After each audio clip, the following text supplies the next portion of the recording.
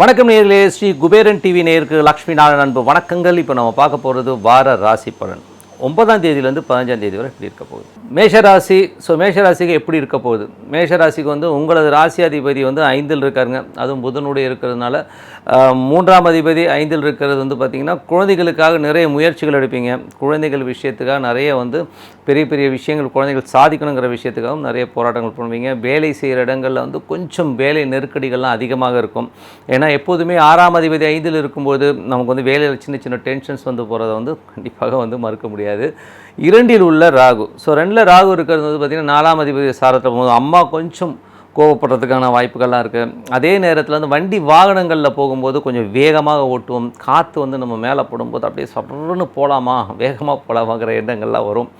அந்த மாதிரி விஷயங்களில் வண்டி வாகனங்களை ஓட்டும்போது கொஞ்சம் ஜாக்கிரதையாக இருக்கணும். 3ஆம் அதிபதி உங்களுக்கு 5ல் இருக்கும்போது நல்ல முயற்சிகள், காதல் சார்ந்த விஷயங்கள்லாம் கைகூடும். என்னங்க லவ்வை பற்றி சொல்கிறீங்கன்னா அதுவும் ஒரு பார்ட் ஆஃப் த லைஃப் தானே. அந்த மாதிரி விஷயங்களை கைகூடுவதற்கான வாய்ப்பெல்லாம் ரொம்ப சிறப்பாக இருக்குது. 4ல் சூரியன். 5ஆம் அதிபதி 4ல் இருக்கும்பொழுது குழந்தைகளுக்காக நிறைய செலவு பண்ணுவீங்க. நிறைய விஷயங்கள் குழந்தைகளை பண்ணணும் அப்படின்னு சில நேரங்களில் குழந்தைகள் அப்பாவை எதிர்த்து பேசுகிற விஷயங்களும் நடக்கும். அதனால் அந்த மாதிரி விஷயங்களும் கொஞ்சம் அப்படி இப்படி விட்டு கொடுத்து போகிறது ரொம்ப சிறப்புங்க. 5ல் செவ்வாய். 5ல் செவ்வாய் பார்த்திங்கன்னா உங்களுக்கு ராசியாதிபதியும் 8ஆம் அதிபதி செவ்வாய் 5ல் இருக்கும்போது தொழில் ரீதியான விஷயங்களை ரொம்ப கவனமாக இருக்கணும். ஏன்னா 5க்கு 10க்கு 8ங்கும்போது தொழில் ரீதியான விஷயம் ரொம்ப ரொம்ப கவனமாக இருக்கணும். அதனால் கொஞ்சம் மிக மிக கவனம் சொல்லலாம். அந்த ஒரு ஸ்ட்ரெஸ்லாம் வரதுக்கான வாய்ப்பு இருக்குது. அதுவும் குழந்தைகளால் சின்ன சின்ன டென்ஷன் போகிறதுக்கும் வாய்ப்பு இருக்குங்க. அதே மாதிரி நான் முதலே சொன்ன மாதிரி வேலையில் வேலை பளுக்கள் அதிகமாக இருக்கும். சில நேரங்களில் சில கடன்கள் அடைவதற்கான வாய்ப்புகளும் ரொம்ப சிறப்பாக இருக்குங்க. 6ல் சுக்கிரன். 2 மற்றும் 7ஆம் அதிபதி சுக்கிரன் 6ல் நீச்சமாகும்போது குடும்பத்தில் கணவன் மனைவி இடையே நிறைய கருத்து பேதங்கள், மனைவி கொஞ்சம் கேவலமாக திட்டுவாங்க.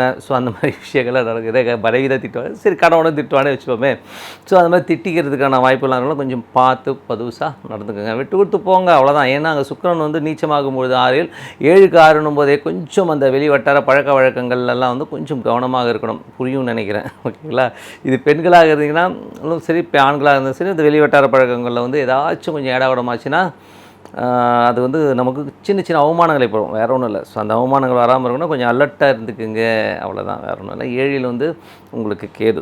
7ஆம் அதிபதி எப்போதுமே சுக்கிரன் 6ல் இருக்கும்போது கணவன் மனைவி நடுவில் இந்த மாதிரி சிக்கல்கள் வந்துட்டு தான் இருக்கும். 8ல் உள்ள கேது என்ன மாதிரி விஷயங்கள்னால் கொஞ்சம் எதிரிகள் சார்ந்த விஷயங்களை ரொம்ப கவனமாக இருக்கணும். அதுவும் சனி வக்ரம், தொழில் போட்டியாளர்கள், இந்த மாதிரி விஷயங்களில் கொஞ்சம் ரொம்ப ரொம்ப ஜாக்கிரதையாக இருக்கக்கூடிய ஒரு காலகட்டம். காரணம் 8ல் உள்ள கேது சனியின் சாரத்தில் போகிறதும், சனி இப்போ வக்கரமாக போகும்போது தொழிலில் பழைய கேசஸ் ஏதாச்சும் இருந்ததுன்னா அதெல்லாம் கிளியர் ஆகிறதுக்கான வாய்ப்புலாம் ரொம்ப சிறப்பாக இருக்குது.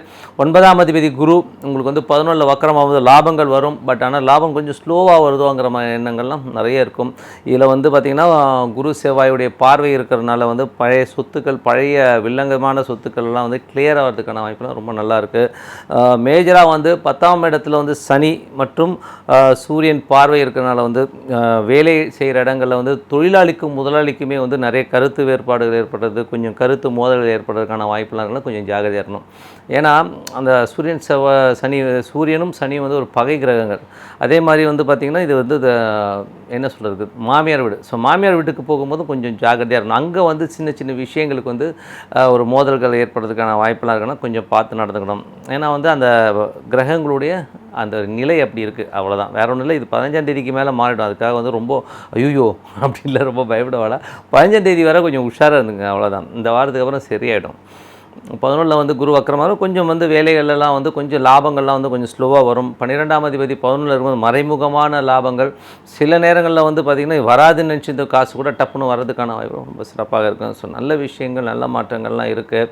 இந்த வாரம் பார்த்திங்கன்னா 14ஆம் தேதி அன்றைக்கி சஷ்டி அன்றைக்கி ஒரு முருகர் வழிபாடு, அதுவும் குழந்தை பேர் வேண்டி அந்த சஷ்டி விரதம் இருந்தீங்கன்னா கண்டிப்பாக அழகான குழந்தை பிறப்பதற்கான வாய்ப்பெலாம் ரொம்ப சிறப்பாக இருக்குது. 15ஆம் தேதி அன்றைக்கி அஷ்டமி அன்றைக்கி காலபைரவர் பூஜை ரொம்ப சூப்பராக இருக்குங்க. அதுவும் ராகு காலத்தில் பார்க்கும்போது பண்ணிட்டு வாங்க. பூஜைன்னா என்ன, ஒன்றும் இல்லை, அங்கே போயிட்டு நின்று ஒரு விளக்கேற்றிட்டு வாங்க போதும். அந்த மாதிரி பண்ணும்போது பகைவர்களை தகர்த்தெறிபவர் காலபைரவர். நல்ல விஷயங்கள், நல்ல மாற்றங்களாக இருக்கும். இந்த வாரம் மட்டுமல்ல, வருகின்ற எல்லா வாரம் உங்களுக்கு சிறப்பாக அமைய இறைவனை பிரார்த்தித்துக் கொண்டு உங்களிடமிருந்து விடைபெறுவது உங்கள் லக்ஷ்மி நாராயணன். ஸ்ரீ குபேரன் டிவியை பார்த்தமைக்கு நன்றிகள். மேலும் இது போன்ற தகவல்களை தெரிந்து கொள்ள ஸ்ரீ குபேரன் டிவியை சப்ஸ்கிரைப் செய்யுங்கள். மறக்காமல் பெல் ஐக்கானை கிளிக் செய்யுங்கள்.